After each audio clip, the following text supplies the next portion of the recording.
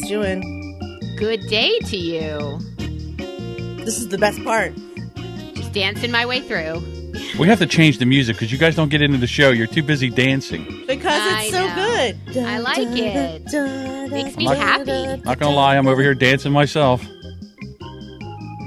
Makes me super happy. It also tells me that it's time to have a conversation with two of my favorite people. Jess and who? I'm like Pavlov over here. I hear the music. No, I'm like, it's you, John. It's Can you believe it? It's actually you she's referring to. It's amazing. I know. I'm amazed myself. Wait, are we on? Yes, we are on. What episode are we on? No, I mean... This is episode 14. Yes, we are on. I don't recall talking about how VapoRub is a miracle drug. That's because we got into... I forget what we got into the last show, but it never made it. Okay, and vitamins. Yeah. All right, well, I'm moving it over. Okay, today's topic is spite, it looks like. We're going to start doing a little twist on the show where we try to stay focused on one topic. It may or may not have any kind of relevancy with what's been going on with our lives, but it'll be fun to give it a shot. Instead of brilliant observations for the past, 14 weeks, it should have been ADD observations. So we're going to try to rein it in a little with a topic. Yeah. So Melissa chose spite for today. What's up with that, dude? So I find that spite plays a very integral part of our lives. I mean, I play cards with my kids, and we play a game called 31, and they are willing to hold cards that they don't need, that they know the next person or I need, just for spite. Spite is a very big part of our lives. I mean, okay, for example, last night was the Super Bowl. I am a Giants fan. Die hard. I bleed blue. Mm-hmm. So I have two teams that are playing that are arch enemies of the Giants. And I was just born and bred to both hate the Eagles and the Patriots. And the Cowboys. That's terrible. Oh, great. Thanks, Ramona. And the Cowboys. Don't get me wrong. I hate them too. But as I grew up, I cared less and less. But I live in Philly now. And living in Philly, I kind of got to know these guys. They're in the community. They give back. I care about them. But do I still want to spite them and have them lose? Because clearly I can't win, but I don't want them to win. So I've had a lot of maturing go on. But spite has played a big part of the everyday for my kids. I watch them do things to spite each other. Well, I can't sit there, but I don't want him to sit there either. So I'm going to pile this with books and coats, and it's ridiculous. How do we get them to let go of spite? And what do you have in your lives that you do out of spite? Why do they have to let go of it, you think? You think it's not healthy? Well, there's that whole forgiveness takes X amount of energy, and hate and anger takes 100 times that every day on a constant basis. So just let go of it. You will be a happier person if you are not concentrating on being negative and preventing somebody else from getting joy. Like who first of all, who does that besides everybody? But why? Well, here's the funny thing. I don't think I have spite. You know, spite's not really my driving emotion for me. So when you say everybody has it, I'm like, I don't know. I'm not really spiteful. Now, I say that, but, after just watching the football game last night, I really, really am reveling in the fact that the people up in Boston are miserable today. So yes, there is. Well, and everybody was sending memes about sad Tom Brady. I want to see just 3 hours of sad Tom Brady. The best. What a big crybaby he is. Cure auto insurance commercial that said, "Do you cheat on your girlfriend with a supermodel? Well, then you shouldn't win if you cheat." And I was like, "What? What just happened?" And I said, "But that rules out." Damn. I thought that was local. Could that have been just? I think that's a local commercial, right? And because I have a feeling that if you go to Cure up in the Boston area, that they would have the other. You can't do that. So, but you can't do that. Yeah, right? Damn. Spite has gotten me really far. I'm not going to lie. Oh, really? Like really far. Mm-hmm. Well, as a motivator, like I'm not going to let them see me fail or quit or something like that. Okay, yes, so you're saying spite could be great. It's been great for me. It could motivate you. I don't know if I'm motivated I by was bullied as a kid. And then I went to college, and then I got pregnant my senior year. And then my friend advised me to go back and finish my senior year. Otherwise I would be stuck, where I was forever. So I register for school, and then I come home. My father-in-law says to me, "Oh, you'll never finish." And I was like, "What?"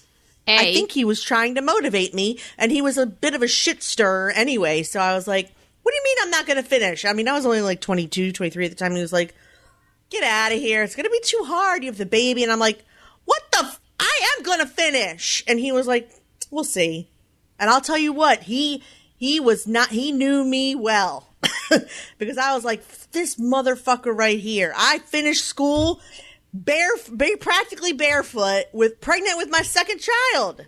Nothing was stopping me. And then the more, yes, it is. And then, like, when I started Facebook, oh boy, when Facebook started and I started like friending people that were mean to me in middle school and elementary school and high school, I'll tell you what, I am not a person who will post pictures of my fantastic life simply to prove to others that I've made it somewhere. But I have worked very hard to make sure that my life is worth posting, or I don't post. But I mean, even now, like, people are just like, they tell me like how, like, "Oh, you've achieved so much success." And I'm like, no, I haven't. It's all a facade. And like, what you see, and maybe that's true and maybe that's not, but to me it's just like, I don't even know how I define it. I just know I don't have it yet because I haven't rubbed it in enough noses. So spite for you has been a fire in your belly to show the people who thought you couldn't that you can, you have, you did, the whole. All the people who told me I was obnoxious, all the boss. I was once fired from a job because I was told I'm not a people person. What? And here I am with a community of 8,500 women. That's ridiculous. I mean, it's stuff like that. I've been fired for all kinds of different reasons. I had people refuse to sit next to me at camp. They were constantly calling me obnoxious, pouring cold water on me in the shower. Your friend, our mutual friend included, Melissa. I've told you this before. Although she was one of the least nasty to me, and she is one of the only ones she was certainly the first one to apologize as well. But that year that I met our mutual friend and her friends was the most miserable summer of my life, without question. And I don't consciously do things so I can be like, nah, nah, nah, nah, nah, nah, nah, nah, nah. But in the back of my mind, it's all there. All the rejection, all the teasing, all the nerd calling, all the times people were just like, "I'm not sitting next to her. You sit next to her. I'm not sitting next to her." Oh, God. It's all the fire. All the time. She's looking at me. I just got out of the shower and she's looking at me. And meanwhile, I'm like sitting there reading a book. Didn't even notice you there, but okay. Just to be mean. Mean to be mean. It was torture. And since then, and also because I got pregnant early, and I think a lot of my friends just kind of like wrote me off as, well, there goes her life.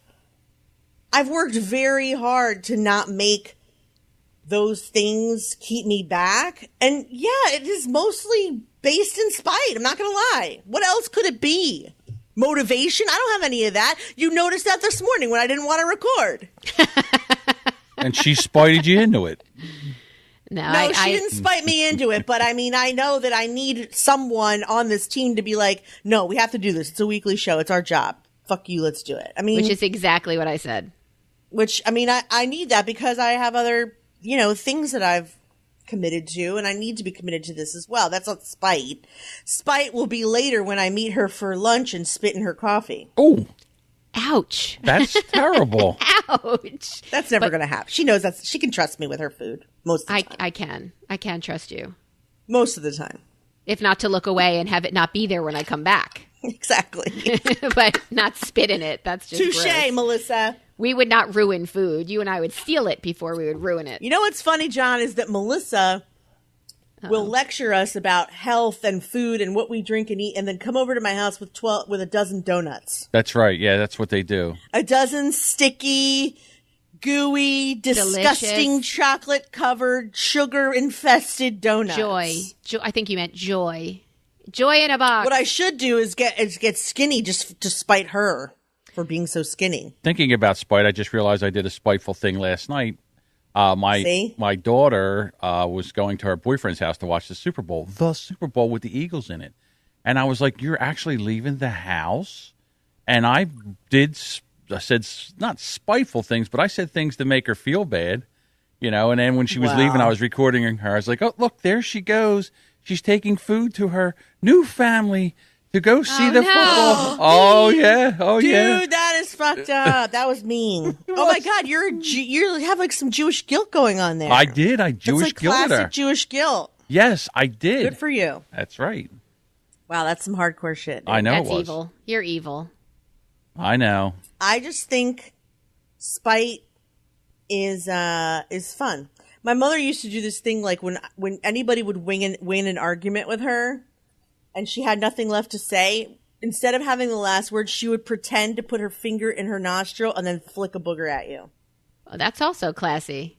So she'd be like, really? Well, like that. And she'd to take her fingernail, scrape the inside of her nose and flick it at you. I can't even look at you as you do that. She wouldn't actually pick her nose. She would I know, pretend. but it's gross. The whole idea of it is gross. That was really her way gross. of being like, fuck The eye you. boogies lady is gross by real boogies. How about that? I know. It's fascinating.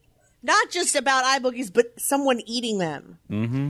Yes. So I took that dog to the vet this morning for his annual visit, and let me tell you, the bill was over $600 for what?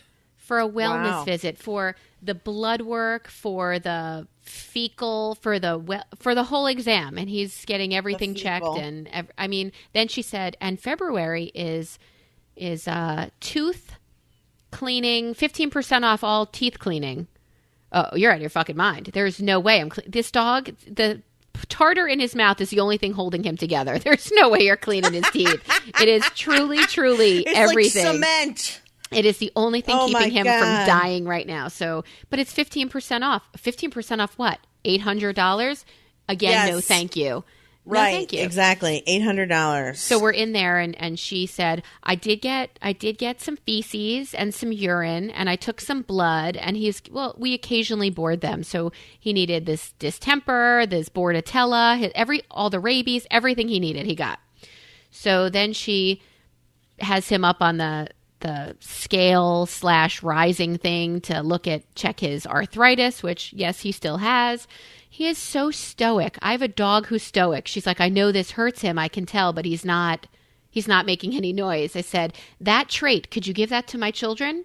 Or my other dog who the wind blows and So she goes over to right above his eye and she pulls out a syringe and he's got what the hell? Why are you telling me this? He's got a sebaceous cyst right over his eye. And she puts the syringe in and she pulls out fluid, like this thick, pasty fluid. And I said, well, that's not bad, is it? No. You just taking that because you needed some? Like, are you? Please don't put that on the bill. I'm begging you. Please don't add more to the bill. So she removed some extra good stuff. But the big lesson that I learned today was he was weighed in at 57 pounds in October. And today he was 67 pounds. So he gained 10 pounds since October. Wow. This is the 11-year-old dog who, we're just biding our time with him. And I said, is there like a 7 or 8 pound tumor in there you want to tell me about? She said, no, he looks good. He looks great even. Little pain from arthritis. And so now they opened up a new park by me. And I'm going to take him for walks. Because guess who else gained 10 pounds in the last year? Not the other dogs? Awesome. Oh, okay. For those of you who can't see me, I did. So he and I are going to start walking every morning. And then I thought about you guys. And I wanted to know how you were feeling and how you were doing. I didn't go to the vets. With your walking to the mailbox. And walking to the neighbor's mailbox and stealing their mail. Who walks to the mailbox? No, me. I do. The other dogs scream at the front door, but I really need to take the one who's 10 pounds up. I mean, The other two dogs, who we now call the twins, will just run around in the backyard together. Wilby does not get that exercise, so he's going to have to leash up, get in the car, and come for they paved in a farm. They paved a path, and I think Stuart said it's about 1.5 miles. So if we do that walk for a while, and then we do 2 laps of that walk after, but I don't know with arthritis if he's going to be able to do 2 laps. I don't want to drag him, though. That's the issue. I don't want to be like, come on, canine, and just like pull him for a mile. What if you get on the back 9 and you can't get him back to the car, and then you're in trouble? Then I do a little arm workout occasionally, so potentially I might have to carry 67 pounds of limp canine over my shoulder to a fireman's carry, maybe. Maybe I'll just throw him around my neck. But if you do that... Please have someone take a picture of that. But if I put this big dog around my neck, that puts like his penis right in my ear. That would be really bad. Yikes. Just kidding. That's gross. Sorry. Now I'm going to vomit. Gulp. But I could try to carry him in the big hug carry for... I can't do it for a mile. I'll call Stuart. There you go. I knew that was happening. Stuart. That's right. I'll sit down with him. I'll wait. I'll have water, and then we'll remotivate. I don't know. I'd be fucked if that were the case. Do you know I didn't walk and exercise in my old neighborhood or leave the house to go exercise because I used to have the fear, similar to the dog who won't move anymore, that I would have to poop if I were out on a long run or walk. That's a real fear. Wouldn't be home, so I didn't leave the house to exercise. And then I discovered cheese curls. But that is how I got myself into this mess. Let's see if I can get myself out of it. And the funny thing is, the older you get, it's like it becomes more and more of an emergency. What, pooping? Mm-hmm. Yes. It's just not just like, okay, well, I have to poop. I'll do it when I get home. It's like, I have to poop. Holy cow, where am I going? Plus, you're moving. You're exercising. You're moving things around. The best way to get to go is to, this is excellent pod. This is excellent podcast talking about pooping. Look, everybody does it. Every time. Everybody does it. Don't be ashamed. Please, I couldn't get a sample this morning of my dog, and they had to go in and get it. Ew. And they said, I've had enough. Please, can we talk about anything else? No, there's one more. I'm glad we went in because then we got to drain his anal glands. And I said, yes. Melissa! Maybe that was part of the 10-pound weight gain. What'd you get? They said a lot. So maybe he's 8 pounds. Maybe that's why he was so angry. Maybe that's why he's belligerent. But I was also giving him some hemp cookies, which means he maybe was hungrier and ate all the other dog's food too. So 10 pounds. All right, we're on it now. That dog gets pot cookies? Yes. Well, I want him happy. I don't want him attacking the other dogs, so I give him a little them for your dogging. Little the dog CBD gets pot oil cookie. Infused. Yeah. Where do you even get those? Online, treatables.com. Are they dog cookies or are they just regular cookies? Like well, anybody... they are dog cookies, but if you read the ingredients, I mean, there's nothing in there that's unedible for grown-em-ups, for people. Grown-em-ups? I understand that. Listen, the same thing with Alpo, but you won't see me eating a can of it. I don't know. If shit came to desperation, I might. The stuff that I used to put on top of my dog's food just as a topper mix in, get them interested in eating the dry crap, I mean, really looks like that stew that the Amish market serves. Like it's got chunks of beef and potato, and it looks really good. Now I'm getting hungry again. Isn't that funny that in 1 second I could talk about draining 2 pounds of anal gland fluid, and then 2 seconds later, I'm hungry? Stew, which is really crazy. And I don't mean your stew. I mean like regular stew. I know. I want him too, though, if he's listening. I want you too, babe. Wink, wink. I don't even know what to say. I'm too busy trying not to vomit. All right. So have we left spite behind? Well, I mean, you brought the topic up. Know. So what are you spiteful, Melissa? What are you spiteful about? What makes you the most spiteful? And is there anything you're still holding? Let's talk about grudges we're holding on to. There must be some. Yeah. Well, you know that familial couple that I have that I have a hard time letting go of because they were life shaping. Like your camp experience, you know, things your parents or siblings did or said, they definitely stick with you for grudgy, less spite. You know, I have another sibling, I talked to you about that I don't talk about, that I can't ever see having a relationship with because it's gone too far. What the verbiage, the actions, there's just so far you can push a human being that even being family just doesn't matter. So no specific. That's no, not really. I mean, when you're so he also has a degree of mental illness. So you definitely account for that, and you're like, well, maybe he doesn't know what he's saying. My brother. Who's this? My brother. Does? Yes. So your brother has mental illness? He does. What kind? The kind. Well, I don't really know. He lives. You don't know. He lives in a bunker. You know, he doesn't.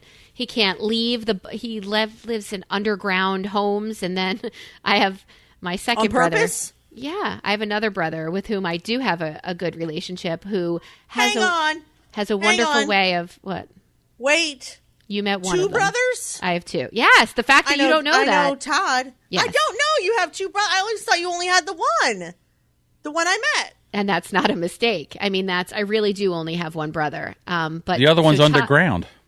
Right. But then, so Todd has this wonderful way of trash talking him into doing things, right? So he'll say, you know, I don't know why you live underground. Or, the other thing was he lived on a boat for years because as he's shoveling snow off the roof of his boat and he can't afford to, I mean, he gets money from the state because he's diagnosed and I want so little to do with him. I'm even angry that I'm talking about him right now. But that's a family. That's a relationship that I don't even acknowledge anymore. And ladies and gentlemen, I have known this woman almost 30 years. I am finding out now she has 2 brothers. I don't even know what to say. I'm in shock. Wait a minute. Is he older than you? Yes, he is the oldest of the 3 of us. Does that make you? No, Todd's the middle child. Yep.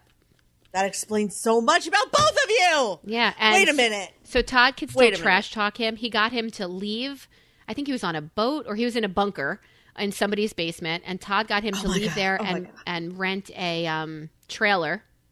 So he said, so you could at least be trailer park trash and not basement bunker trash. So somehow he did it. And now I just found out yesterday from my parents that he bought another boat. So he's going to leave the trailer and go to he's just a hot mess. What are you angry with him about exactly? What did he do to you besides just be crazy? He's wildly inappropriate. He's missing a gene that teaches you what's the appropriate. Filter gene? The common sense /filter /human. Like there's part of him that's just not human. Why are you angry with him about it? He could be autistic. He could be on a spectrum. Yeah. Honestly, I'm not even angry anymore. I'm just finished. Todd seems to get angry. He's got like a poker where he'll just poke him every once in a while, and he'll move. I mean, did you grow up with him being a normal brother? I'm gonna say the mental illness started late in high school, mid high school. Oh, okay. So so he was a normal older brother, a guiding, reckless, whatever like a normal who still made bad choices, who still made it wasn't as diagnosable. Nothing was as diagnosable when we were kids, but he was always kind of a hot mess. I mean, he didn't really have friends and he didn't really he's definitely one of the broken toys where in my life I would normally accumulate them, but he has gone maybe it's because I have kids. And they would see it, be a part of it, and not understand how a human being could be so fucked up or not care. Or so I don't want them to see that, so I've distanced him that way. But I did send him a text for the new year. The Jewish New Year. Wait, didn't I tell you about that? I sent him a text in the Jewish New Year. I might have even been sitting next to you in services when I sent him this text that said... I'm telling you, I just learned you had a brother right this second. Oh, that's sad, huh? What's his name? I don't even know his name. What's his name? I'm not giving it. I'm not... Can you type it at least? Yeah, of course. You can't have it. Like, you can't... He can't. I understand. If in some way he finds this It's somewhere, like he's those we do not speak of. Yes, he is Voldemort. He's Voldemort. Because if we speak his name like Beetlejuice, he'll come around. And I don't want that. We don't want that. I don't want that at all. All right, all right, type me his name in Skype. So, in Skype. Oh, you're giving me too much No idea. credit. No, I got it. That's fine. No, I can't believe it. cut him out completely, and he's gone. And what amuses me is that every once in a while, Todd will say... It's a nice name. I texted it to you. So Todd will say... I know, it's a nice name. Yeah, my parents did a good job naming their kids. They just didn't, I don't know what to do afterwards. But I don't either, so I don't completely blame them. And again... mental illness is not something they could fix. I've realized recently that I'm probably the worst parent I know, actually. How so? Because I see my sister-in-law, like her daughter skipped an advanced education class to do gym 2 periods. Like, she got into this special program and then she skipped it because she didn't feel like going. She wanted to do gym. And then she told her mother about it. And Laura was like, I really appreciate you being honest with me. I'm glad you told me, but I'm going to ban you from playing in the basketball championships this weekend. Like, she's still, right. She punished her by taking something away. And I just looked at her and I was like, I would literally never do that. Like, I would never do that. And then the other day, she was telling me that Izzy has decided to only call her mom. Like, she started calling her Laura around her father's family, like not calling her mom, which is kind of disrespectful. Yeah. And so Laura was like, well, from now on, she's not allowed to call me mom. She can only call me Laura. And I was like, well, first of all, I think that's a bit of a overreaction. But also, damn, that's harsh. And I was like, I mean, like, I'm not a step parent, so, but I mean, I certainly wouldn't like that, and I don't like that she's doing it to her. But like, I don't have the cojones to punish my children. In fact, this child, the one I'm bringing up now, is the only one where I say no to, and I always expect a fit. And when he goes, okay, I'm shocked every time. Every time I'm shocked, to the point where, like, I'm just like, well, this isn't really a good idea, or no, we can't have ice cream for breakfast. And I'll go, okay. And every time I'm just like, oh God, thank God, Yeah, I definitely stopped explaining my reasons why to my kids after a while, because it's the worst. Fucking exhausting saying. Well, right. But I mean, I'm just saying, like, I when people give, like people ask me for parenting advice, and then I always feel like, look, don't ask me. I have one kid that died of a heroin overdose. The other one didn't start succeeding until he moved in with his father. Don't fucking ask me. I'm not a good parent. Okay, be fair. I am not a good parent. Be fair, that success with his father is a lot to do with the weird Delaware school district setup nonsense. So true, it has nothing to do with you. Can't be a coincidence that I'm either neglectful or emotionally unavailable or distracted or enabling. Not willing to have the argument. Enable it. Thank you, John. Thank you, John. Thank you, not John. willing to have the fight. Just whatever it is. I just don't think I was meant to be. I don't think I'm good at this because my whole life is about avoiding hassle, and children bring around a lot of hassle. So I probably do the thing that causes the least amount of hassle for everyone, not the thing that's best for them. Yeah, they challenge you and they push you to see where your line is. Well, I don't have a good line. I have a very bendy line. Right. So then they'll just walk all over you. Well, no, but I mean, they do and they don't. Didn't you explain for years? Oh, it's not. You don't do this because you know what? I didn't want to be my parents to say because I fucking said so. But the answer is no. So now with our kids in teenage years, and tell me, John, if you ever tried this or if how this worked for you, we say when they ask, "Can I have my phone back?" No. Oh, come on. Can I please? And they go on. And the answer from us now is question is asked and answered. And that's it. That's the end of it. That ends discussion. I do that now with my 3-year-old. I'm just saying, like, I don't think I would. I'm not a good punisher. I'm good at saying, like, so he'll do this. Well, he'll go, please, but I because he's 3. Cute. So it's like, I need to take my cape to school. I want my cape and mask to school. And I go, should I throw it away? No. Okay, then stop crying. Oh, that's asked and answered. Yeah, that's perfect. Okay. Yeah, I mean, but I can't punish him. I can't punish I was terrible punishing the other then I Scott's going to have to do it. About this. But like spite. It was about spite. Yeah, Yeah, but it was after that. No, you said you were the worst parent. I am the worst parent. Yeah, I don't buy that. I don't buy that. I think that because you had practice children, that you've done this already, you have more of an insight. We'll see. My friend has 4 kids. She had the first 3 pretty quickly, and then 4 years later, she had her 4th. And I mean, you're going to drop your kid off at a class where this is his classmates, it's all their first kid for most of them. Yeah. This baby, they have the high pony and they come in their exercise clothes, and it's all you could do to get your shit together, to get him out in a cape and then come home to record a podcast. It's just a different phase of your life. I think you look at parenting differently. Of course, that whole potty training thing might have set you back some, but I think that you have more insight now than Joe Exercise Queen, who's raising her first child. I hope you're right. Do you have any grudges against your parents? Shut up. No, not neither one of you. Shut up. What would I have a grudge about? Well, I mean, you have it's the one day it's a grudge. She did all this to me, and the next day you change up and you say about all the wonderful things that she did. So that's you have they're parents. A love-hate thing. Me? Yes, you. No, the mascara thing was just irritating. I didn't hate her for that, but I did try to usurp her authority constantly. Exactly. That's not the same as... You're not the boss of me. Oh, wait, you are? Oh. Well, I don't like that you're the boss of me. I never get the whole ship your kids off to camp for the summer thing. That blows my mind.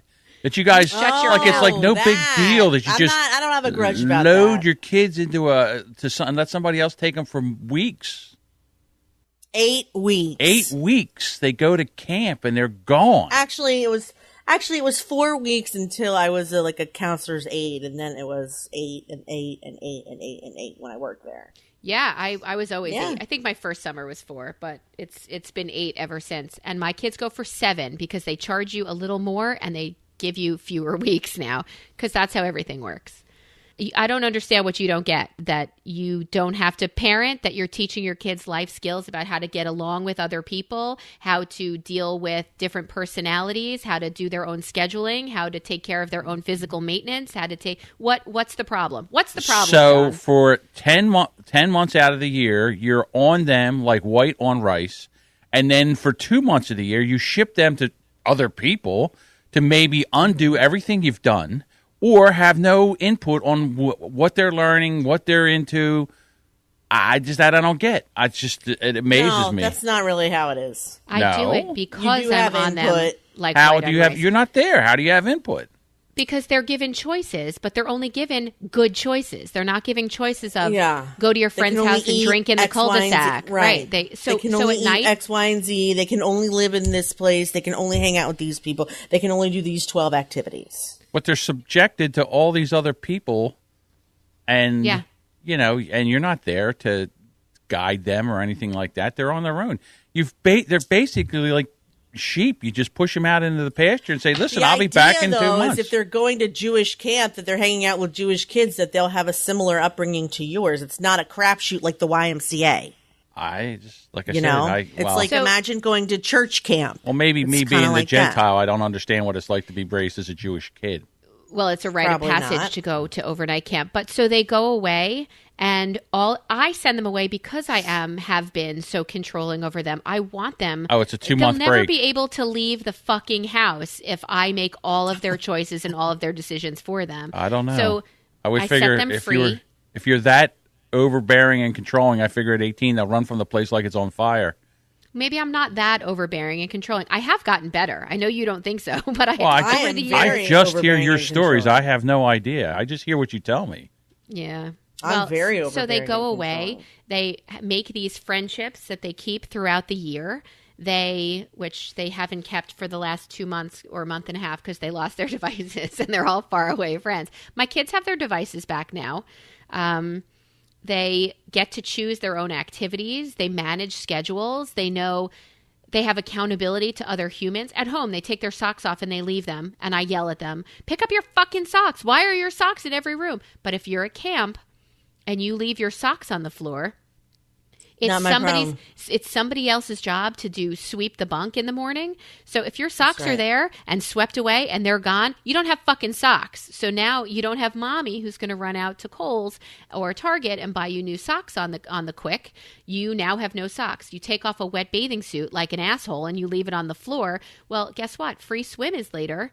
No more instructional. You now have free swim. And now you have a wet bathing suit that you can't use because you're a fucking idiot. So you're going to learn a lesson by repercussions for your actions as opposed to mommy following you around and telling you, don't leave your wet towel on the floor. Don't do this. It's circumstances that teach you. So the life skills, coping with people, activities, time management, all of those skills, they play color war. During color war, they need to learn better sportsmanship. They divide the camp in blue and gold. They do put siblings together so that they're not warring against each other. And they learn better sportsmanship. They're rewarded for it. They have amazing opportunities. They travel. They go to Boston or DC or they go to water parks. They do fun activities. I cannot entertain my children, and they cannot bring their phones with them. I cannot entertain my children at home the way they are solidly entertained at camp for any amount of money. There's just nothing I could do that would keep them that entertained and out of trouble. Okay. For the most part, they stay out of trouble. Here, they would go to a friend's house for an overnight, and they'll be vaping. Somebody will be getting high. I know for 7 solid weeks. Oh, my God. Vaping? What are you going to do? Getting high? I know for 7 solid weeks. Getting high? Wait a minute. They're going to have only good choices from which to choose. So that's where I send them. I just know that I tried to send my kids to summer camp one year when they were like 12 years old, and you would have thought that I was selling them into child slave labor. They all freaked out. They freaked out? Oh, they did not want to go. You know what, John? Every Jewish kid goes. All their friends from Sunday school and Hebrew school go. They expect to go. They hear about going. Their parents went. I went. My husband went. Like, it's not selling them on the black market. Like, my older children didn't go because their father didn't want to be away from them that long. But my youngest child will go the second he's eligible to go. Second he will he's go potty to Camp trained. Because not only did I go for 10 years, but the people that I was CIT with now run that camp. My friends run that camp now. I've known them since they were children, and now they run the camp. So, like, the boys' camp especially, my friend Marty Rocklin is the director. My old camp counselor is the director of the girls' camp. So, there's no reason why... Marty, who dated our friend Rebecca, Marty? Yes, he's the head of Camp Bear. Yes. How's he doing? He's bald. Good is he? He's bald. Yeah. Yes. What I mean, so then as a camp counselor, what do you do the other 10 months of the year? Like, what kind of profession do you have that you can take so they're either teachers or, some of the counselors are students. So they're in college and then they go and spend their summers at camp, but then you graduate and you either are a teacher where you have your summers off or you recruit during the year. If it's your full-time job, you're probably an owner at that point, or you're a director. So they pay you full year where you go, you manage it during the year, and you go during the year to other synagogues to recruit kids to come, which is silly because our camp is full. And all of these kids have a 97% return rate. So how do new kids even come in? You have to come in at 8 years old instead of the 12 where you tried to first send your kids away. 12 is kind of old for your first summer away. And if you're going to do it, you should do a week. Is that what you tried? A week? 8? No, I was going to send them away for the summer. The 8 weeks. Oh, see, they also ease you into it at age 6, like you do 2 weeks and then 2 weeks and then 4 weeks. They make the kids really want to be there the longer time. Like, my first time was 2 weeks and I hated it. And then they sent me back for 4 weeks and then I hated it. And then they kept doing it until I grew boobs because they wanted to go to Club Med. But I'm not bitter. There's no spite whatsoever. No spite here. See, because I had the same thing. I had 4 kids around the same age, and summer was a real problem because the mother worked and I worked and stuff like that. So you figured if I could get rid of them for July and August, in our old neighborhood, I watched the moms yes, of course. I watched the moms get together with their calendars and say, okay, this week, and they had like 7 bottles of wine, and they sat down and they plugged in who's like which weeks they go away to church camp and which weeks I'll take them to like the local gym that has it. And these like 4 or 5 moms teamed this group of kids from school. You're right. School's over. What do you do with your kids? Day camp? Did you guys do day camp at all? No, we never did anything. Yes, we did Jewish day camp until we went away to summer camp. And actually, I live down the street from the JCC here, and it's going to be difficult for me when he gets to that age because he'll probably have a lot of school friends and shul friends going to that camp all summer, and I'll want to send him to Camp Airy for 2 weeks where he'll miss whatever he misses here. And that used to happen to me too, where we had a Jewish day camp and I would miss inevitably like the King's Dominion trip or the trip to New York City because I was at summer camp, which I really did not prefer to be. I mean, I didn't really like Jewish summer camp till I was like 13. I went for 5 years hating it. Wow, that's a long time to kind of torture your kid. I figured sending mine, Stuart went to overnight camp in like Maine for a while, and he hated it. I think he only went 1 year. So I kind of didn't want him to talk to our kids about camp.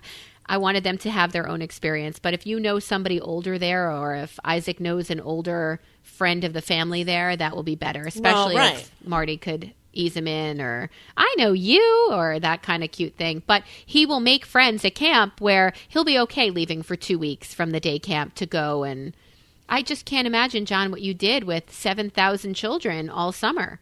Don't you have 5 sounds kids? like a nightmare. I had to hire a nanny to stay with them. Oh. And they sat at the house like veal, and they didn't do anything. Didn't go anything. I bought a pool so they could swim. For my kids.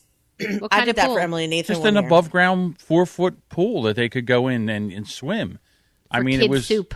Yeah, it was kids' soup, and they would go from the air conditioner to the pool, and the pool Every to the air. pool is kids' soup. Every pool is kids' soup. It's pish soup, really. Right, and then they had the nanny that would be there until you got home from work, and then as soon as you got home from work, they went tearing out of there like the house was on fire. Screeching tires. Yeah, and then you were there for the rest of the day, and I just thought to myself, hey, let's try, because the nanny was I did the math, and the nanny and summer camp was about the same amount of money. So I said, well, why even have to worry about this?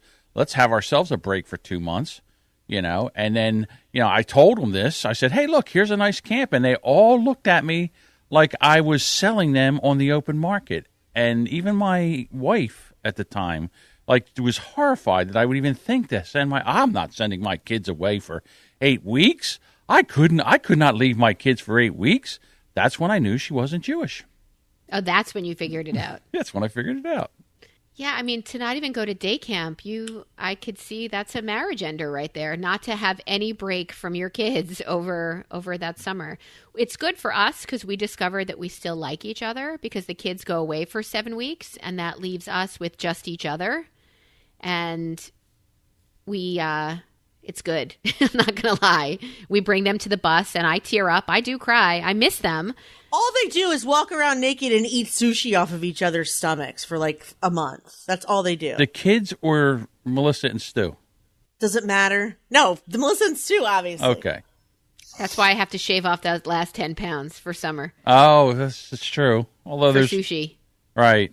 There you go. Mm-hmm. Okay. That's gross. By the way, that's gross. I was just wondering. I was sure how this all worked and went down. It's a rite of passage, really, going to overnight camp. Ethan told us, so each year as they get older, this is he's a oldest senior boy this summer. It's the oldest camper you can be before, oh, John, get this racket. You become a waiter where I still pay to send him as a waiter, and he works. And then after that, you can start getting paid. But this year, the rite of passage is during Color War, there's something called burn, where you, as the oldest senior boys, build a fire, and you need to burn these ropes. It's rope burn. So you have to burn this set of ropes with wood that they hide in a field, and you have to go and scavenge and get and build. You put on your gloves and your goggles, and it's intense. So they watch every year the oldest senior boys at rope burn burn these ropes and they are all crying because they've been through camp all of these years and it's super emotional. They even televise it for parents to watch. The girls have a tug of war as their oldest senior girls, and I wish they could build a fire too. That would be pretty awesome to watch that instead of just boys. I don't know why that's gender. It's a different story. So Ethan has informed us this year that it's probably his last year of camp because he wants to get a job and make money, because all he'd ever says is, I want. And I'm tired of hearing it. And I told him to shut his yip because I don't care what he wants. When I want to know what he wants, I'll ask him. And it'll probably link to a birthday or Hanukkah. But other than that, shut up. I don't care. So he now wants a job so he can make money and buy things for himself, which is totally admirable. But that takes away my summer of stew. Yeah, sushi time. Yeah, sushi time is totally curbed by a boy who says, I think I'm going to caddy or get a job at Dairy Queen. P.S. Dairy Queen would be great for me, but no. Bigger sushi plate. Yeah, I'd rather have sushi than Dairy Queen. Mm-hmm. So I don't know what to do when he stops going. Panic. Yeah, that's a panic thing. Now, will you be spiteful? Well, how can I spite him? I don't know. Do you have any spite towards your husband or children? Do I do things to spite my husband? No. Have. Do you resent him? Do you resent him for anything? Now, remember, he listens, so be careful. So I have to say that I am... If he listens, he probably knows, John. I am super grateful for Stuart. He That's not what I asked you. No, I don't resent him. I'm grateful for Stuart as well. No, I'm super grateful that he allows me to pursue things I enjoy as opposed to do something I hate just to bring in a paycheck. Like I'm super grateful for him. He's a pretty great dad too. So I wish I didn't just say that. Oh God, look what you did. I made a mistake. I am grateful.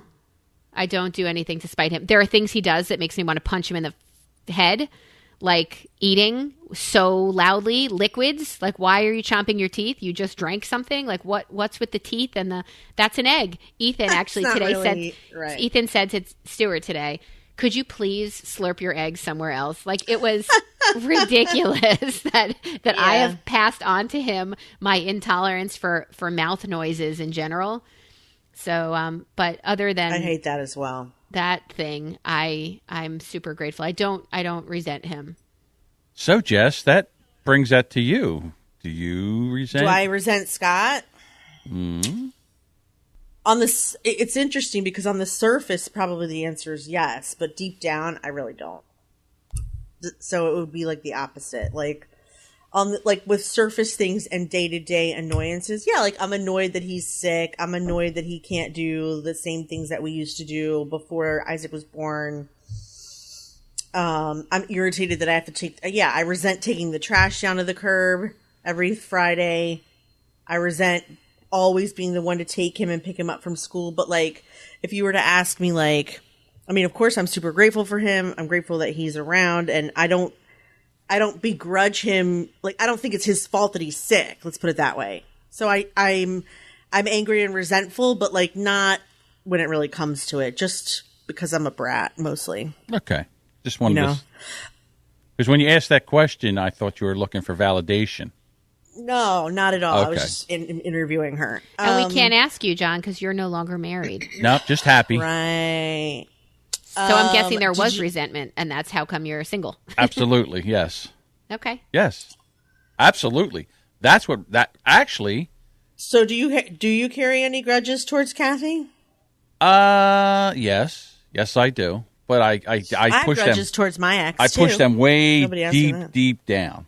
Down. Never bring it up again. No, because there's no sense in doing it. Nothing will change, so there's no sense in bringing it. But yes, well, that was the whole therapy. That's what therapy taught me. Like the issues with your mom.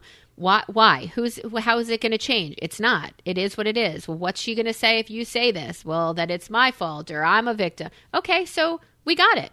There's no way you're going to clean that up, John. And you're divorced. So you got freedom. Right. I'm divorced. I still have grudges towards him as well. But, I'm very, to be honest with you, I don't stew in it, but I mean, I don't forgive it either. Yeah, I don't stew in it. And to be quite honest with you, I'm very good friends with my ex now that I can do that. But there is still some. I am too. Yeah, I can still see the reason. Like, there's times when I can still see the reason why we're divorced. That still goes on. Totally. It's still, times. Are you kidding? I can't look at his face without thinking about why we're divorced. But I'll do stuff like, I'll say stuff like, "You're doing it again." Did you want me to leave the house now too, or just back then?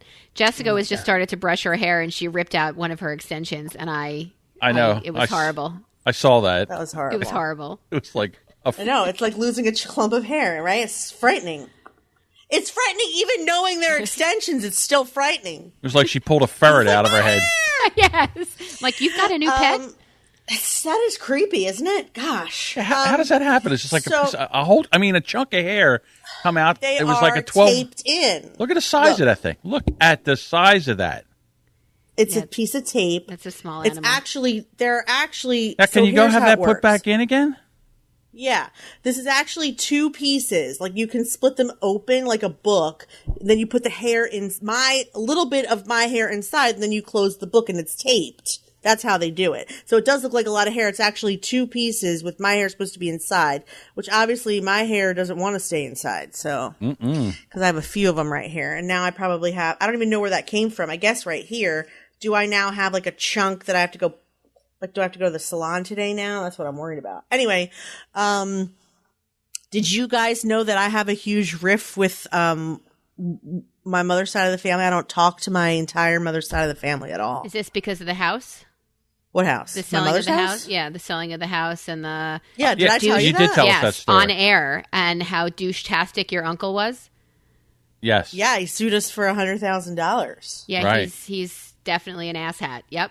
And then for like 5 years, I still was talking to like her other brother and sister, but then, like I just over time, I just got more and more annoyed that like they never stopped him from doing that. So I just don't talk to any of them now. Mm-hmm. And that's okay, right? I have a brother, right? We don't talk to them. It's fine. I'm fine with it. I mean, it's fine. My grandmother's actually super crazy. Like, did you see, you probably didn't see, but she actually posted like, my sister, when she was visiting here, posted pictures of all our kids together. And my grandmother commented on Facebook and said, "I knew Jessica was in town too. Thanks for the hurt, Jess." Yeah, you talked about that and out of Dana nowhere. was like, we went to Delaware like I told you we were going to do. Remember, crazy lady? Have you spoken to her since then, since that Of course not. post? No. Why would she? I don't speak to her at all. Right. I never speak to her. And the last time I heard her voice, she insisted on talking to me. It was the day Emily died. Oh. Right. I have not spoken to her since. I do not speak to her. She's also the one who said you're going to steal my joy, right? Isn't she also the one who doesn't want other people around because they're going to steal her joy? Like that, it's it's all very odd.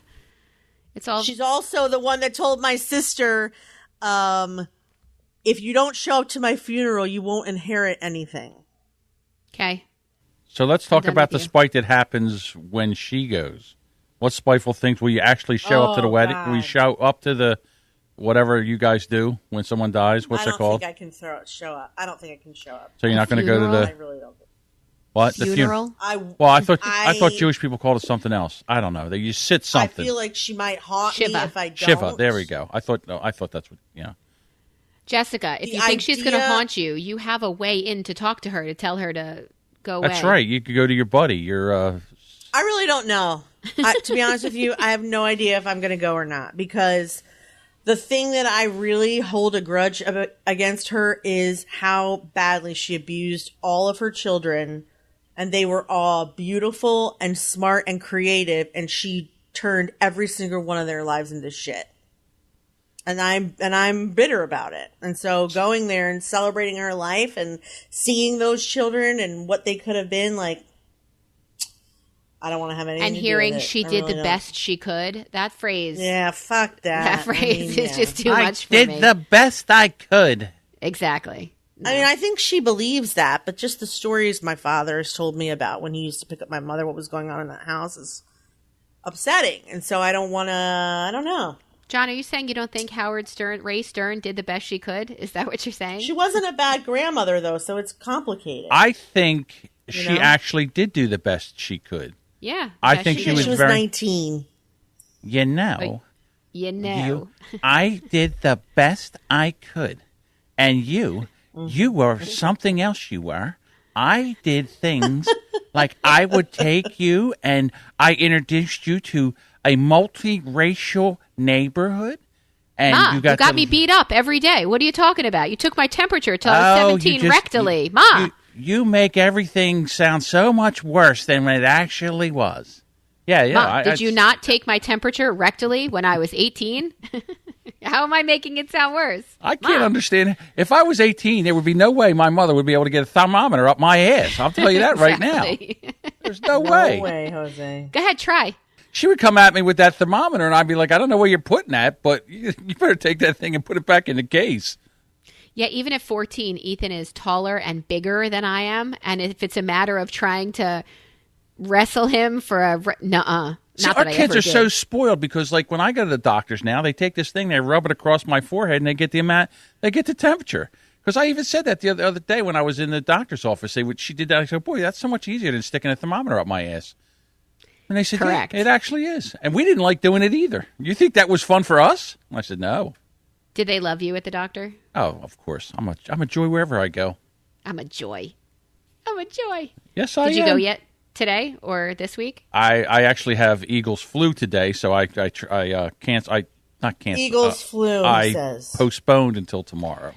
About the Eagles, you pissed me off yesterday, John. You posted a comment about the best commercial I've seen. It beats Clara Peller's Where's the Beef. It was the best commercial I have ever seen. The best. It made my heart sing. It was amazing. And you came out with some dumb comment about burning your jerseys or suck it. It was the best. If I was a Giants fan, after I saw that commercial, I would immediately take my Giants stuff off and I would put it in a pile and set it on fire. That was the harsh, douchiest commercial I've ever seen.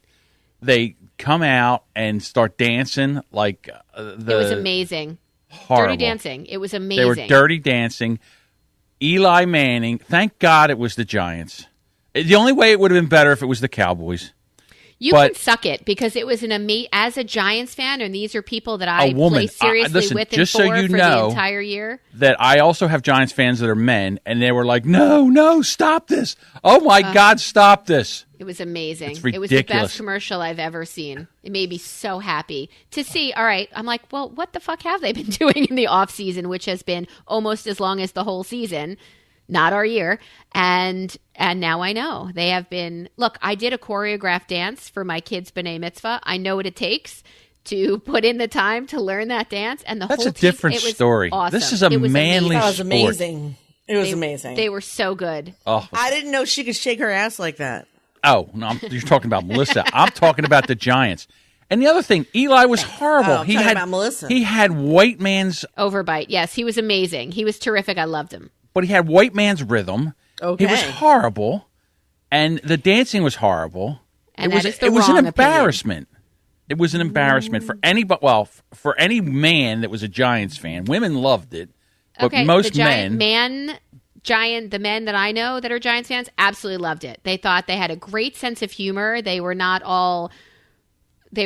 weepy and they were funny, and they had a great sense of self-deprecating. When even the commercials before it, where he's like, "What could I do?" and he's listing things, and he looked kind of like a little doddering, and that all built till this one last commercial. It was amazing, and it's all over Facebook, and people are saying amazing things about it. And you can keep your wrong opinion, and you can keep your Super Bowl, and I can just accept that we're going to agree to disagree because you're wrong. We can agree to disagree. That's correct. Oh my God, I got douche chills from it. To be quite honest with you, it was horrible. Douche chills. Mm-hmm. Yes. Why did you yell that? Because I liked it. I think you like when we put douche into any phrase. Right. Douche-tastic, douche chills. I'm not going to lie. I do kind of like it. Yeah. It's cleansing. I think I might.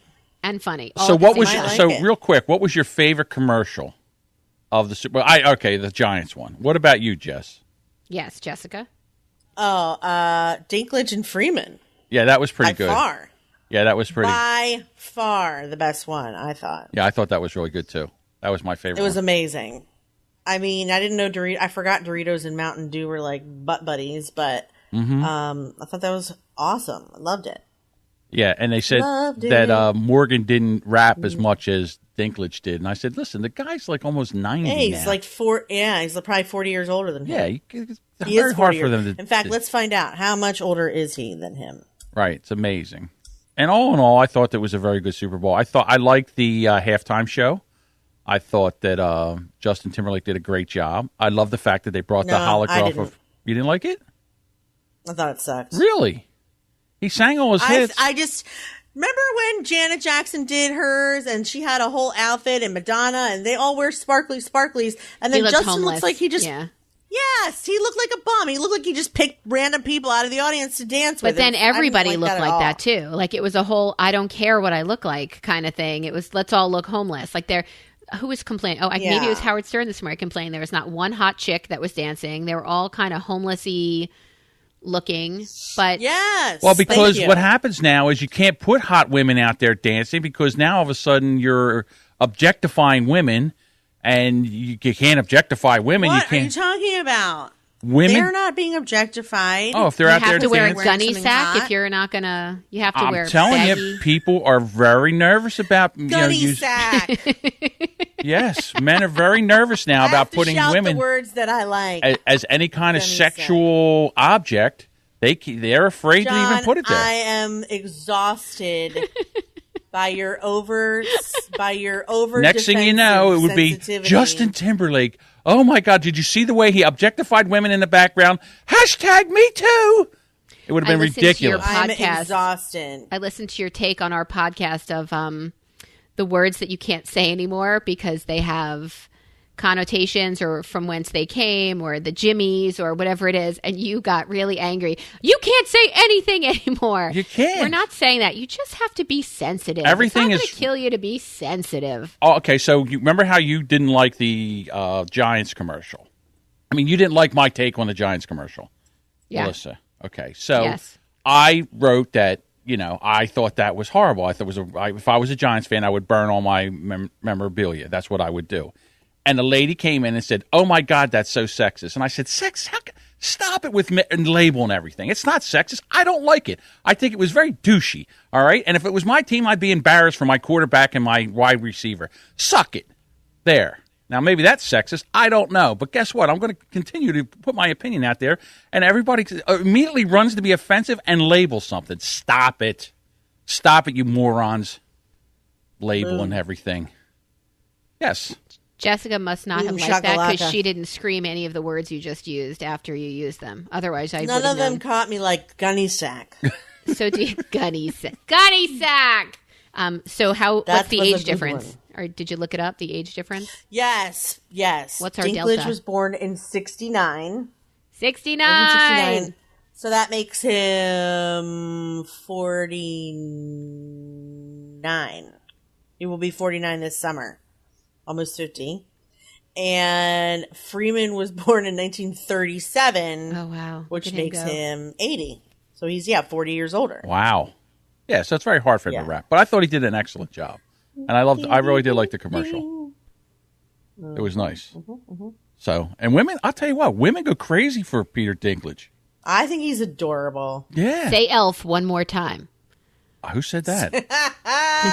It's from the movie Elf. Oh, Say elf He keeps one calling more it, goes, time. "You're a grouchy elf." of course Ooh, I. you're an angry elf. Of course I didn't. I didn't One more watch. time. And why didn't I watch Elf, Jess? Because you hate Will Ferrell. That's right. Oh, my God. That role was made for him, though. He was It's really born for funny. that role. Shame on you. Will Ferrell You're so close-minded. is You don't know. the most famous unfunny comedian I've ever seen. That's how I feel about it. Oh my god! I think if you saw Elf, you would say, No, okay, I think- I except can't for watch this it. movie. I can't watch it. I tried to watch Elf. It's horrible. Everything he's in is think the horrible. most famous unfunny comedian I've ever seen is Tom Green.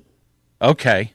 Yes. Yeah, 1 and 2. probably. Yes, those two. Will Ferrell's not actually a stand-up comedian; he's a performer. Oh. He's not a comedian. He's like an He's improv a comedic person. actor.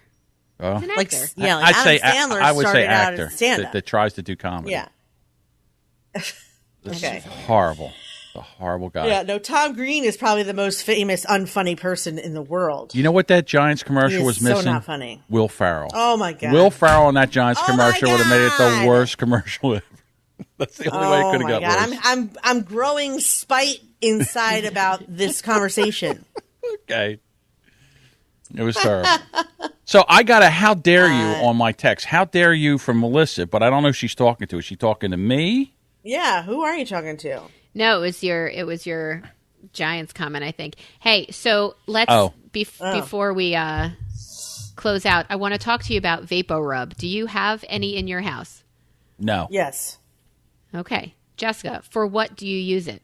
When the shmoo has a cold, it's actually organic version of VapoRub. I take like a tiny little fingerprint full and I smear it like on his collarbone, hoping that it'll help his little nose run. Only when it's like so stuffed up and he can't blow and there's like nothing in there to suck out. With the nose That's Frida? the only time I use it. Then I love Yeah, that. I even with love the the nose phrase Frida. nose Frida. I love it. I don't know who it's named after, but I feel bad for Frida. Oh, I love it. I do. So- I truly do. I saw on something that VapoRub has like a bajillion uses. Uses? What? Really? Yeah. So Users? Yeah. I am curious to know if any our sole listener uses VapoRub at all and on what. Oh, and wait. I have heard about using it on the feet. Yes, on your feet to draw out toxins. Yeah. Is that that's on my You're list. going to hate Elsie even more when I tell you this. I can't believe I'm going to tell you I this. don't hate but here we go. Elsie. Okay, because here we go. When Scott was sick, one of the things she recommended that actually helped for a couple days was cut an onion in half and put the raw halves on Scott's bare feet with socks. My grandmother used to do that. To draw onions, out. and it would Yeah. draw out the top. Yes, My grandmother used yes. to do that. That's an old Polish remedy. Yeah, My She's mom not would have a Polish, but fit yeah. because she would come over and I'd be sick, and my grandmother would watch us. And when she would come Yeah. home, I would have a sock full of onions. She Oh, didn't cut up. She would cut up yes. onion rings and put them in there. It's like she would cut rings. No, she just wants. Well, you don't walk around. It's once you're in bed, you do the flat onion right against your foot, and then sock it on up. And the onions turn black. So weird, right? Because you're drawing out toxins. That's a So, what's your crazy- favorite way to use VapoRub, then, Miss? Well, I don't have a favorite way, but I just listening to John's story realized that his grandmother was probably his day camp. My grandmother Right, was did- what? Was she your day camp when your parents worked? Was she your overnight Yes. camp? Yes. Well, she used to Aw, come that's over. She would adorable. come over the house, and yes, she was. So our instead of a nanny, generations before us had family. They had webs of family and support. And we've moved out of our hometowns and we've moved away from our families and we've needed to really rely on that summer camp and the nanny that you pay with the screeching tires in your front lawn. Okay, VapoRub, number 1, to remove ticks. Really, I didn't know that. Yeah, I think it's so thick that they die because they can't breathe. Huh. They asphyxiate while in you, and then they're just easy to pop right out because they're no longer digging in. Here, on your feet, on the bottoms of your feet to cure cold symptoms. If you have bruises, if you have a black That I and blue didn't mark, know. it chases the blood away from the surface. So maybe a hickey? It probably hurts like hell, though. Why? Can you imagine putting VapoRub? Because it's so, like, it really affects your skin. Like, imagine putting it on a bruise. And it's different when you have sore muscle, but a bruise is so sensitive. I don't know. Maybe I'm just talking out of my ass. Well, it's just topically to chase the blood away from the surface. If you have eczema, Huh? I didn't know that. I do have eczema. yeah, so VapoRub is indicated for eczema. Tennis elbow. Again, so uncomfortable. Now that I have, and I do rub, I rub BioFreeze on it, which is almost the same shit. Yeah, BioFreeze That is. does Yeah, help. I like BioFreeze. It keeps bugs away. The smell of it. That's keeps, true. I'm covering myself head to toe in it this summer. Well, that will also draw the toxins out, so that'll be great and hide your bruises and help your tennis If you're elbow. a teenager, it also keeps women away. Perfect. Yeah, that's. Yeah. It smells horrible. Let's see. Yep. It stops dogs from peeing indoors, but how are you going to put that? I mean, it's a deterrent. If they smell it, they will not go anywhere near whatever it is that you want. For me, I would have to, I think I told you once that I made like 24 eggs to make this big egg salad. And somebody came to my house. I made this egg salad for company. The doorbell rings. I go, I answer the door. I come back, and my dog across his whole mustache has like 10 of the 24 eggs on his face. And my debate was, do I serve this egg salad that my dog got into? I won't tell you what I did. But to keep the dogs from, you could put it on the edge of the counter to keep the dogs from jumping up and surfing and eating all your food. I didn't know that. That's a great idea. For stretch marks. Okay. That's interesting. For headaches, you put it on your temple. Really? Yeah, that's really close to your nose. That freaks me out a little, that smell and that whole sore muscles, like Jess said, for sore muscles, that'll go through. I just read that if you're acting and you want to cry, you put a little under your under your eye and let your eye water. Oh, it will make your eye tear, right? Yeah. This says it dries up acne. I don't know about that, but I really wish I knew that prior to. Can you imagine putting that all over your face? No. Ouch. I assume what they mean is like spot touch and not. Let me coat my face and then die. I prefer toothpaste, if anything. Okay. I mean, I don't prefer anything. But this anyway, one, go ahead. The article that got my attention was that a woman put it on a cotton ball and taped it to her ear, and it drew out all of the moisture and cured her ear infection. That's interesting. And that's the one that started me reading it. But the one that I thought was, how could this possibly work, is foot fungus on your toe. If you've got like a toe fungus, you put VapoRub on your toe, on your nail, and it will, I don't know how long, it's just one of the lists of the things. And on your heel, if you have that horrible skin, cracked, yellowy, white, cracky shit on your heel, that is supposed to cure that as well. How could that cure fungus? You had me at the sore and the inhale and the dry up and that, but how? It might kill it. It could kill fungus. Really? Yeah, I'm just thinking. Now, there's one on there that you don't have that I What's that? Found an article on one time, a way back, where women are using that to cure vaginosis. Which would be the funky smell in your vagina. Is that what we're discussing? Yes, I was using the medical term, but yes. I'm breaking it down for Jessica. I just wanted to hear her yell, vagina! But that didn't happen.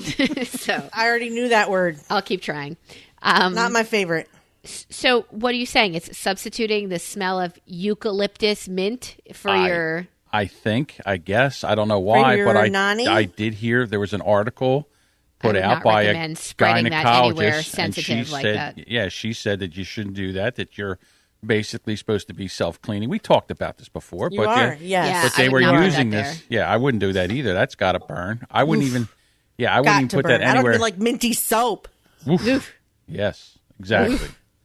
So how about that? You know that this is going to sound gross, but like my Scott's car, I don't know if it's this car or the Audi. I think it was his last car. Similar to having a seat warmer, it would have like a tush cooler offer. Yeah. Yeah. And it always made me feel like I had to like you shouldn't be blowing cold air down there because not because it was doing anything to my insides, but as a moist area, it got very chilly. Did you just say moist? So I would think it was wet. I would feel like I peed my pants because it felt like I was sitting in a cold puddle almost, which didn't feel that way before the air, but it was just like, okay, could we not do the cold air on the Nani because I don't like that feeling. But with the heated seat, you didn't feel like you peed yourself or took a dump and you're just sitting in your own filth? No, it just felt warm and joy? It's not that extremely wet. It's just wet enough where the cold makes me feel like, what am I sitting in? Oh, it's just the seat. So no one likes a chilled hey nanny nanny? I don't think it should be cold. Okay. No. It needs to be 98.6. There we go. I think at all times. At all times. At all times. So, well, I mean, the heated seat doesn't bother me, but I can't have it too hot either. Right. If it's too hot, I feel like my tuchus is burning. I don't like that. I like it for my back because it feels really good on my back. I love that sore I like muscle. the back, but most of it only has the. Hey, speaking of that, I'm about to go get a mani-pedi. Mm-hmm. And you know how, like, when you're in the pedi chair, I don't know how often Melissa gets a mani-pedi. But I just got one yesterday. Saturday. I always have to turn off these particular chairs. You know, like, I don't mind, like, the kneading going down the neck and the spine and the thing. But then somehow it needs the butt and then it moves underneath. And it's like all of a sudden someone's trying to shove a baseball bat at my twat. And it's like, ow! Twat! Leave that area alone, please. Thank you. Ouchie. So I have to fiddle with the remote every time, like this. Like putting my spine up because it's almost like I'm sitting on a runaway baseball bat. It's so bizarre. Why would anyone want that? I don't use those chairs. I don't like the punching. Kneading. I only like the kneading. That's the only thing I can handle, and I can really only handle it on like my lower back. I don't like it on my neck either because I'm just like, don't touch my neck. Everything. So wait, after you get there. your pedicure and manicure, do you sit down to dry and have somebody come over and massage your back? Not if they want to get punched. No, I don't want people to touch me. That's my favorite part. So I don't use the chair, but I don't get manicures. No touching of the shoulders. You let a strange person knead your shoulders? Isn't that so awkward? I'm telling her you called her strange. I'm not emotionally mature enough to do that. So do you not get massages ever? Correct. I do not get massages. If someone has a spa day and I'm invited to go, I get a facial. Oh, I don't like somebody covering my whole face, and I feel like I can't breathe, clogging my whole head. I don't like facials. It's not. They leave the breathe holes open. The blowholes? They will leave your blowholes open. Yes. Blowholes.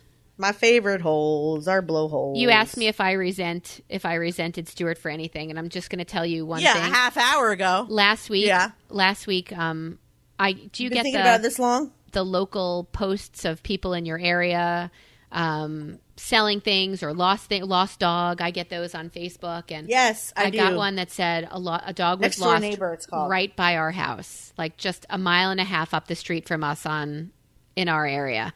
And we got it at night, and I read it. It was probably from 7 hours earlier, and I checked to see, and they still hadn't found the dog.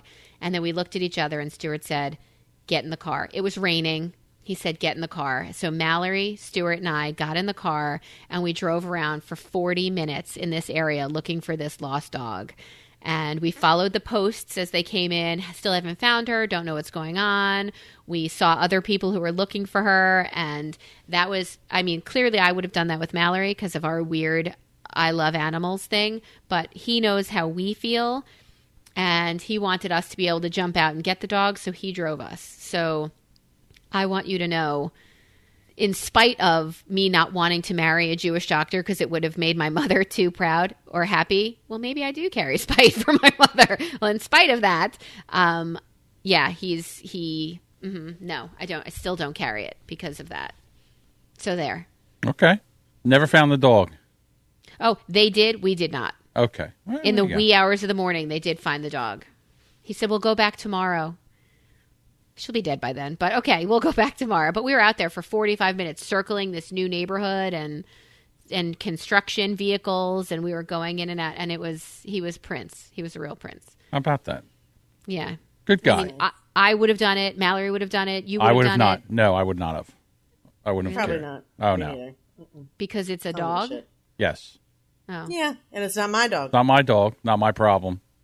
I did see you in a picture with your dogs, family dogs, John. Yes, my granddogs. How cute was that? Yes, my granddogs, the one little one doesn't like me, but the other one, the Labrador, likes me. The little yappy new dog, the new puppy, doesn't like me. Yeah. But that's it. I just kept feeding it pizza crust last night, and it started coming around. Guess what? That's how you get a dog to like you. Exactly. I know how to do it. Uncle Daddy gave me a pizza crust. That's right. But if I tried to touch her, she'd freak out. Oh. She'd run and growl at me.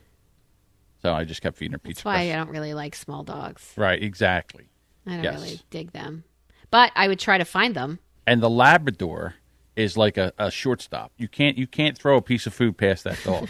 It's amazing. I tried last night with, of course, pizza. I love dogs like that. I actually really like dogs, but that doesn't mean I would leave my house in the pouring rain to go find someone else's dog. She's Let a them cutoff fucking find man. their dog. Yes. She's a cutoff. Yeah, absolutely. They She's should amazing. find their own goddamn dog. You have a dog, go find your dog. You don't need the brilliance running around. Dun, dun, dun, dun, dun, dun, dun, dun, dun. The story was What? they just adopted her 2 hours before. They stopped at Wawa, and while stopping at Wawa, she jumped out of the car. She wasn't having it. 2 She hours. wasn't here for it. They're bad parents. That's why I shouldn't have had a dog. How do you? No, 2 hours? I'm sure The dog gets out of was the just car. a moron because dogs are morons. Well, the people are morons. They Look know at her, that look at her dog's like face. this. She's getting so irritated. How did she not have the She's starting dog to on a have spite leash? against me. How did you have that dog not on a leash? That's ridiculous. I don't know. It's a. I don't Have know. you seen? Do you remember what her yard looks like? That's how.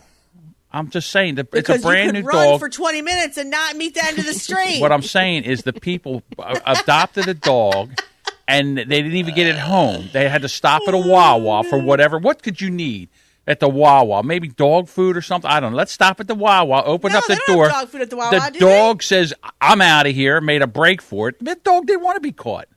Well, that's unfortunate because she's back home now with her new family. It was just such a Boo. sad story that I felt so bad for her. She didn't know where she was. She was lost. She was confused.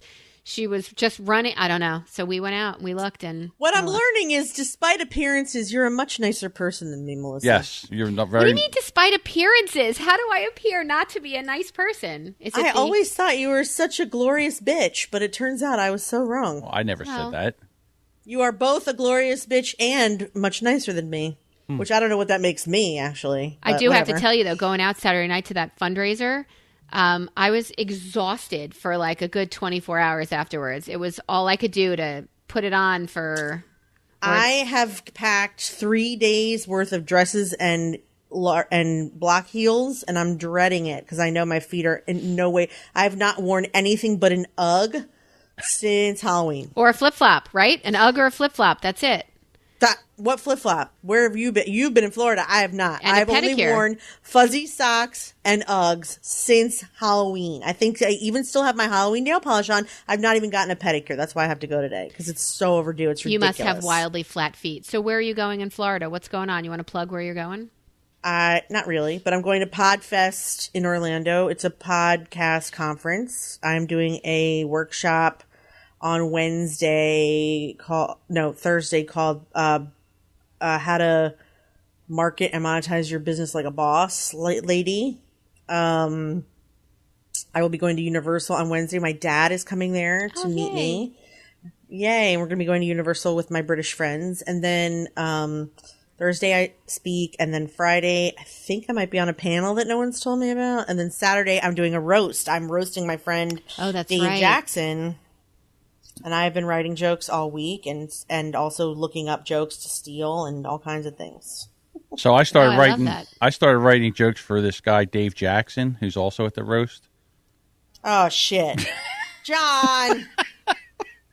I'm just kidding. He's writing against now. Talk about spite.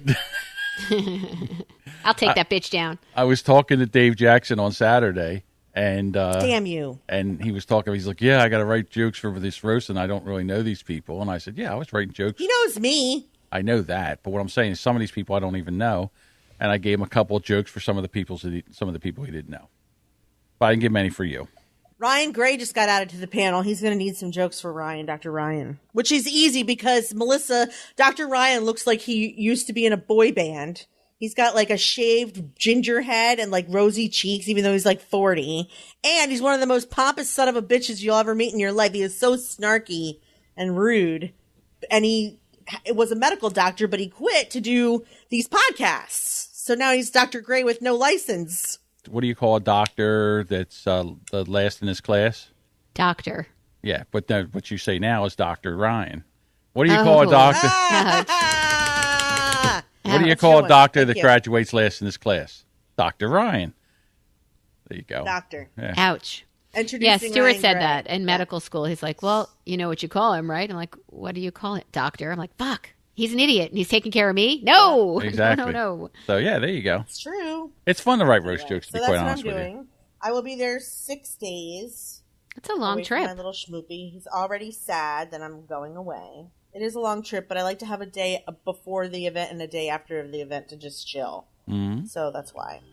So let's wrap it up, ladies. Thank you guys so much for listening to Brilliant Observations. We love that you listen. We want to know who you are. So feel free to email us, brilliantobservations@gmail.com. You can also find us on Instagram, Facebook, and Twitter as Listen Brilliant. Not hashtag Listen Brilliant, but at Listen Brilliant in all of those places. Next week we will pick a new topic and you will listen to us discuss it, and we would love to hear what you think. And you will like it. And you will like it, motherfuckers. brilliantobservations@gmail.com. Thank you guys so much. Douche-tastic! Gunny sack! Bye! Thank you guys so much for listening. Thank you guys so much for showing up. Bye! Bye!